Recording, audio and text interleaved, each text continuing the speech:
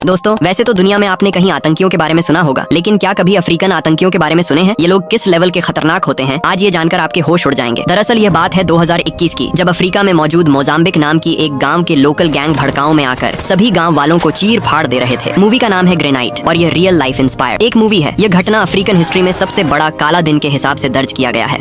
लेकिन दोस्तों, अभी आप लोग भी कहोगे, फिर अफ्रीका के मिलिट्री और स्पेशल फोर्स क्या घोड़े बेचकर सो रहे थे? दरअसल दोस्तों, जिस हिसाब से ये अफ्रीकन टेररिस्ट बड़े तादाद में फैलकर लोगों को चीर फाड़ रहे थे, उनका मुकाबला करने के लिए अफ्रीका के प्रेसिडेंट के पास उस लेवल का मिलिट्री या फिर स्पेशल फोर्स नहीं थे। इसलिए अफ्रीका का प्रेसिडेंट सूडान और रूस से हेल्प मांगता है। इसमें सूडान मना कर देने से भी रूस उनके मदद करने के लिए तैयार हो जाता है। वहीं रशियन प्रेसिडेंट अपना एक भयानक ग्रेनाइट स्पेशल फोर्स अफ्रीका के टेररिस्टों को साफ करने के लिए भेज देता है। मतलब समझ ही सकते हो यहाँ अभी किस लेवल का घमासान युद्ध लगने जा रहा है। तो चलिए शुरू करते हैं। कहानी की शुरुआत में हमें एक अफ्रीकन सिटीजन को देखते हैं जो कि अपने बेटे जोजो को एक गैंग के बारे में बता रहा होता है। आगे वो बताता है कि कैसा ये गैंग गांव-गांव में घुसकर लोगों को मार रहे हैं और रिसेंटली ये गैंग हमारे स्टेट में भी एंटर कर चुके हैं, इसलिए अब से घर से निकलना थोड़ा कम कर दो। लेकिन जोजो अपने पिता का एक भी बात नहीं सुनता और फुटबॉल लेकर वहाँ से निकलने लगता है। लेकिन तभी उसका मम्मी उसे जाने से पहले कुछ बोतल पानी लाकर देने को कहता है, इसलिए वो बोतल लेकर पानी लेने निकल पड़ता है। जब वो पानी भरकर वापस लौट रहा था, तभी उसका मुलाकात उसी का बड़ा भाई मंगरू से होता है। जोजो अपने भाई से कहता है कि देश का हालात अभी सही नहीं है, इसलिए ज्यादा माल मत पीना, जल्दी घर आना। इसके बाद जोजो खुद भी घर नहीं जाता, वहीं वह अपना साथियों से फुटबॉल खेलने शुरू कर देता है।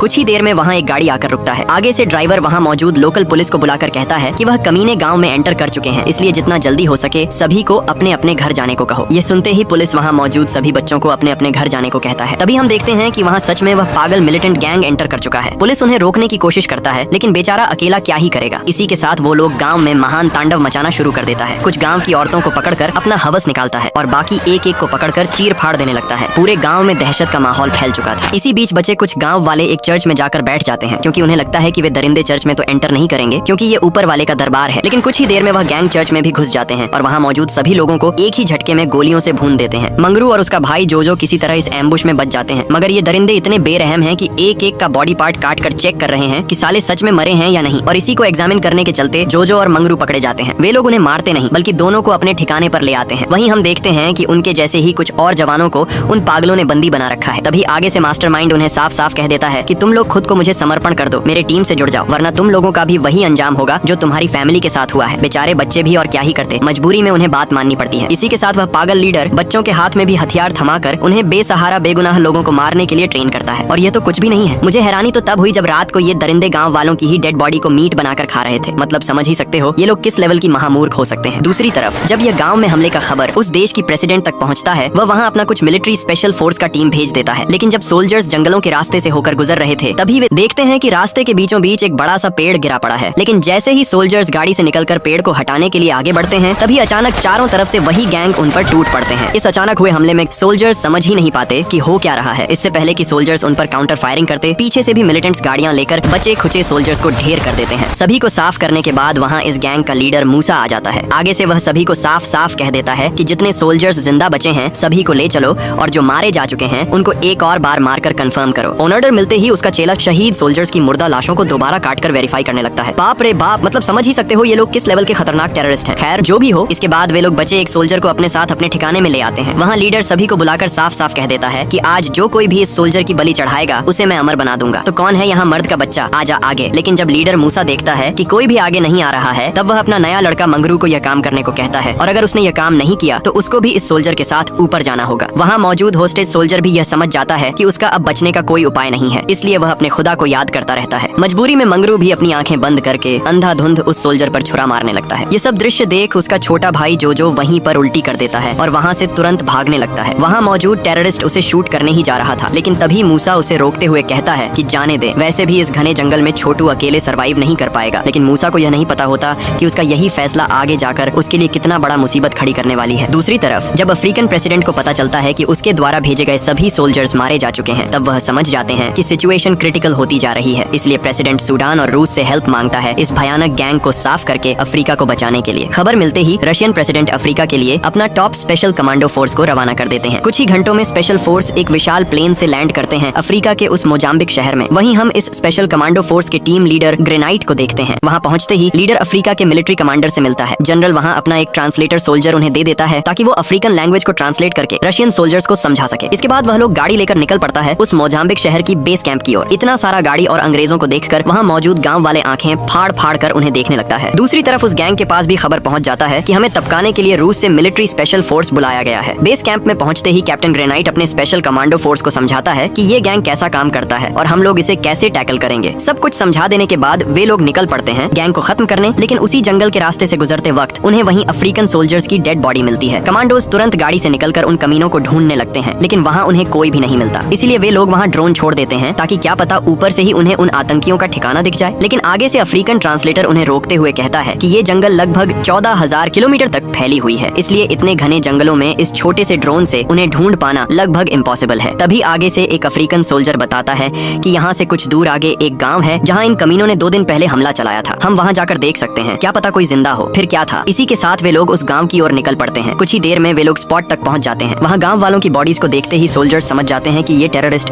कोई जंगली जानवरों से कम नहीं है। इसलिए कैप्टन पहले गाँव के सभी स्पॉट को सही से क्लियर करने को कहता है। इधर जोजो भागते भागते उसी गांव के चर्च तक पहुंच जाता है, क्योंकि इसी चर्च की एम्बुश में उसका माता पिता भी मारे जा चुके हैं। वहीं बेचारा अपने माता पिता के बगल में बैठकर रोता रहता है। कुछ ही देर में सोल्जर्स भी चर्च तक पहुंच जाते हैं। वहीं जोजो उन्हें टेररिस्ट समझकर छुपने लगता है, लेकिन जब वह देखता है कि ये लोग तो गोरे रशियन कमांडो हैं और उन्हें ही रेस्क्यू करने आए हैं, तब वह बाहर निकलता है। क्योंकि बेचारे ने कुछ दिनों से खाना नहीं खाया था, इसलिए कमांडोज पहले छोटू को कुछ खाने को देते हैं। खाने के बाद छोटू कमांडोज को बताता है कि पिछले 2 दिनों में यहाँ क्या कुछ हुआ है, कैसे उन जालिमों ने उसके माता पिता और गाँव में मौजूद सभी लोगों को बड़ी बेरहमी से मारा है और बचे खुचे टीनेजर्स को अपने साथ बंदी बनाकर ले गए हैं, जिनमें से एक मेरा बड़ा भाई भी है। आगे से कमांडोज छोटू को उन दरिंदों के ठिकानों में ले जाने को कहते हैं। जो पहले तो मना करता है, लेकिन अपने भाई के लिए वह जाने को राजी हो जाता है। इसी के साथ कमांडोज रवाना हो जाते हैं उन दरिंदों को उड़ाने के लिए। स्पॉट में पहुंचते ही छोटू उन्हें रोकते हुए कहता है, गाड़ी यहीं रोको, यहाँ से हमें पैदल ही जाना होगा। लेकिन गाड़ी से निकलते ही जोजो जंगल की ओर दौड़ पड़ता है। कमांडोज उसे रोकने की कोशिश करते हैं, लेकिन जोजो रुकता नहीं। ये देखकर कैप्टन समझ जाता है कि यह एक ट्रैप भी हो सकता है। क्या पता उन कमीनों ने इस बच्चे को ढाल बनाकर अंदर हमारे लिए घात लगाकर बैठे हों। इसलिए वे लोग वापस लौट जाते हैं और अफ्रीकन जनरल के साथ एक मीटिंग बैठाते हैं। इधर छोटू दौड़ते दौड़ते फिर से उसी आतंकियों के स्पॉट में आ पहुंचता है। वहीं वह अपने भाई को दूर से ही आवाज देते हुए कहता है कि रूस से हमें रेस्क्यू करने के लिए एक स्पेशल कमांडो फोर्स भेजा गया है। ये सुनते ही मंगरू अपने भाई को लेकर वहाँ से निकलने लगता है, लेकिन वहाँ मौजूद और 2 होस्टेज भी उनकी ये बातें सुन लेते हैं, जिस वजह से वे दोनों भी वहाँ से भागना शुरू कर देते हैं। मगर वहाँ मौजूद गार्ड्स उन्हें देख लेते हैं और वहीं दोनों को गोलियों से भून देते हैं। उन दोनों को मारने के बाद गार्ड्स अब जंगलों में अंधाधुंध गोलियां चलाने लगते हैं, जिसके चलते मंगरू के पैर में भी एक बुलेट लग जाता है। ये सब देख जोजो अपने भाई को उठाकर दोबारा भागने की कोशिश करता है, लेकिन तब तक काफी देर हो चुकी थी। दोनों भाई फिर से टेररिस्ट के हाथों पकड़े जा चुके थे। दूसरी तरफ रशियन कमांडोज जनरल को मैप दिखाते हुए समझाता है कि अभी ये टेररिस्ट इतने बड़े जंगलों में पता नहीं कौन से बिल में छुपा हुआ है। अगर हम ऐसे ही टांग उठाकर जंगलों में घुस पड़ेंगे तो पता नहीं साले कमीने हम पर कब कहां से हमला कर दें। इसलिए अगर हमें उनको सच में मिटाना है तो हमें इस जंगल के बारे में हर एक चीज जानना होगा, क्योंकि पहले पता तो लगे कि दुश्मन आखिर है कहाँ। अगर दुश्मनों का हमें सही ठिकाने का पता लग जाए तो यह मिशन को एग्जीक्यूट करना हमारे लिए काफी हद तक आसान हो जाएगा। यह सुन अफ्रीकन जनरल कमांडोज को कुछ अफ्रीकन सोल्जर्स का हेल्प लेने को कहता है, क्योंकि उन्हें इस जंगल के बारे में अच्छी खासी जानकारी है। लेकिन जब कैप्टन अफ्रीकन सोल्जर्स को उनके साथ जाने के लिए अप्रोच करता है, वे लोग साफ मना करते हुए कहते हैं कि इससे पहले भी हमारे बटालियन के ही कुछ सोल्जर्स गए थे उन्हें टपकाने के लिए, लेकिन तुम लोगों को तो पता ही होगा कि वहाँ जाने के बाद उनके साथ क्या हुआ। वैसे भी तुम लोग तो पैरा कमांडोज हो ना, तो हम जैसे मामूली सोल्जर्स की मदद क्यों चाहिए। आगे से कैप्टन कहता है, पहली बात तो यह हम लोगों का मुल्क नहीं है और ये सब हम किसके लिए कर रहे हैं, तुम्हारे ही देश के लिए और तुम लोगों के लिए। और वैसे भी हमें बस एक ही सोल्जर चाहिए जिसको जंगल की हर एक जानकारी हो। कैप्टन की ये सब बातें सुन सभी अफ्रीकन सोल्जर्स काफी इंप्रेस्ड हो जाते हैं और उनके साथ जाने के लिए तैयार हो जाते हैं। फिर क्या था दोस्तों, इसी के साथ वे निकल पड़ते हैं उन कमीनों को पेलने के लिए। कुछ ही घंटों में वे लोग जंगलों के रास्ते से होकर फाइनली उस आतंकियों के ठिकाने तक पहुंच जाते हैं। तभी कैप्टन देखता है कि पेड़ के ऊपर एक आतंकी पहरा दे रहा है। वह तुरंत अपनी बंदूक में साइलेंसर सेट करके उसे खत्म कर देता है। इसके बाद कैप्टन अपने साथियों को आगे बढ़ने का ऑर्डर देता है और बाकियों को वहीं रुककर उन्हें कवर देने को कहता है, क्योंकि अगर टेररिस्ट उन पर अचानक हमला कर दें तो वे लोग दूर से ही उन्हें कवर दे पाएं। इसी बीच वहाँ एक और टेररिस्ट आ जाता है और ऊपर पेड़ में मौजूद गार्ड को ढूंढने लगता है, लेकिन तभी पीछे से एक कमांडो उसे दबोच लेता है और मौके पर ही उसे टपका देता है। इसी के साथ कमांडोज धीरे धीरे उनके मेन ठिकाने तक पहुंच जाते हैं। वहीं कैप्टन अपनी बाइनोकुलर से देखता है कि यहाँ तो बहुत सारे मिलिटेंट्स अपने हैवी राइफल्स और मशीन गन्स के साथ मौजूद हैं। साथ ही कैप्टन वहाँ जोजो को भी देखता है, जिसे इन कमीनों ने एक पेड़ से बांध रखा है। मौके पर ही कैप्टन अपने सभी साथियों को मिशन एबॉर्ट करके पीछे हटने को कहता है, क्योंकि अभी अगर हमने उन पर अचानक हमला कर दिया तो ये टेररिस्ट कुछ भी कर सकते हैं, क्या पता हम पर ही उल्टा भारी पड़ जाए। इसलिए कमांडो दोबारा ऊपर जाकर फिर से प्लानिंग बनाने लगते हैं। आगे कैप्टन कहता है कि अगर हमें उन सभी को सच में टपकाना है तो इनको एक साइड से घेरने से कुछ नहीं होगा, इन सालों को चारों ओर से घेर कर ठोकना होगा। इसी के साथ कुछ घंटे प्लानिंग करने के बाद वे लोग दोबारा से अटैक करने के लिए आगे बढ़ते हैं। स्पॉट में पहुंचते ही कैप्टन टीम को 3 ग्रुप्स में बांट देता है। यहाँ 2 ग्रुप दोनों साइड से टेररिस्टों पर अटैक करेंगे और क्योंकि अफ्रीकन सोल्जर्स अंदर घुसने के लिए डर डर रहे हैं, इसलिए उन लोगों को बैकअप के लिए बाहर रख दिया जाएगा, क्योंकि अगर पीछे से कोई टेररिस्ट अटैक कर दे तो वे लोग उन्हें संभाल सके। तभी एक कमांडो पूछता है कि क्या ये अफ्रीकन टेररिस्ट चप्पल या फिर जूता वगैरह पहनते हैं। आगे से एक अफ्रीकन सोल्जर कहता है, मैं श्योर नहीं हूँ, लेकिन नहीं पहनते होंगे। तभी एक कमांडो अपने साथ लाया हुआ कोक के बोतल को बोरी में भरकर उसके टुकड़े टुकड़े करने लगता है और उसी टुकड़े को रास्ते में बिखेर देता है। इसके बाद वह लोग प्लान के हिसाब से 2 टीम बनाकर दोनों साइड से जंगल में एंटर कर जाते हैं। सबसे पहले वे लोग बाहर झोपड़ी में सोते गार्ड्स को टपकाना शुरू कर देते हैं।